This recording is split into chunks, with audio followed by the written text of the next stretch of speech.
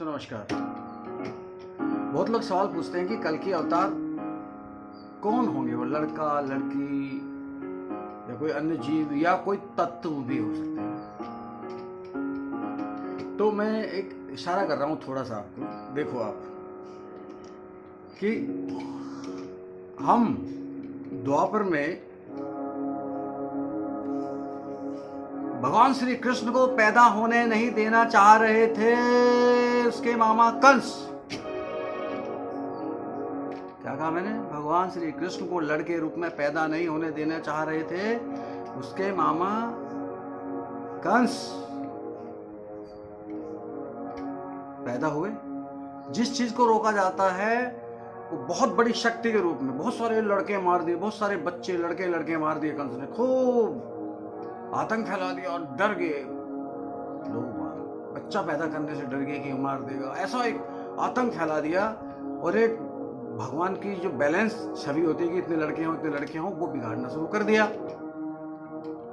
तो जैसे बिगड़ा होगा, आपको बताइए प्रकृति बैलेंस तो बना के रखती है, तो बैलेंस बनाना था तो कंस का विनाश होना था। वो तो एक था और लड़के नहीं के रूप में आके भगवान श्री कृष्ण ने उसको मारा। और धर्म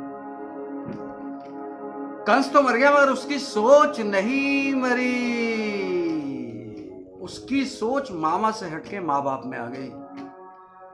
और कलयुग में हम लड़की के नाम पे, समझना, कन्या के नाम पे सोच में मारने लगे। हम कंस के रूप में मामा से माँ बाप हो गए और अब लड़की नहीं चाहिए। यानी हमने प्रकृति के बैलेंस में छेड़खानी कर दी, ईश्वर के बैलेंस में, ईश्वर के विधान में। और हम सोच में चाहिए नहीं तो लड़का चाहिए, लड़की भगवान भेज रहे हैं वो बना कर रहे हैं। यानी शक्ति आ रही है, शक्ति, नारी शक्ति, ईश्वरी शक्ति, देवी शक्ति को हम नकारना शुरू कर दिए सोच में। फिर अगर पहले तो कानून भी नहीं था, फिर वो जब देखा कि लड़की पेट में आई और लोग अपना उसका मरवा दे रहे, भ्रूण हत्या कर दे रहे। तो बताओ, पहले तो कानून भी नहीं था, फिर कानून बन गया।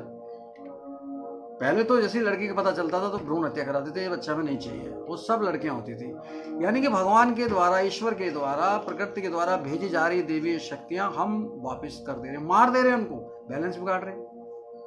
बात करना भाई, वो कंस मार रहा था लड़कों को, बैलेंस बिगाड़ रहा था। यहां हम मार रहे हैं लड़कियों को, कन्याओं को।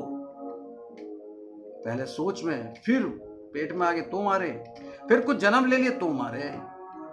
यानी कि बैलेंस बिगाड़ दिया। और किसी के बच्चों को मारोगे, किसी के काम में छेड़खानी करोगे, नाराज होगा नहीं होगा? यानी भगवान को, ईश्वर को, प्रकृति को नाराज भी कर दिया लगातार, युग बहुत हजारों साल से करते आ रहे नाराज। ये बैलेंस बिगाड़ रहे हैं लड़का लड़की का। तो जब आप बैलेंस बिगाड़ोगे, किसी गुब्बारे में एक तरफ दबाने की कोशिश करोगे, बैलेंस निकलेगा तो वो एक तरफ हवा भरेगी, तो वो कहीं ना कहीं से तो निकलेगी। बैलेंस तो वैसे ही रहना। तो वो जो शक्तियां इन्होंने रोकी कन्याओं की, वो कहीं ना कहीं तो इकट्ठे हो रही है ना, जो मार दे रहे हैं उनकी आत्माएं।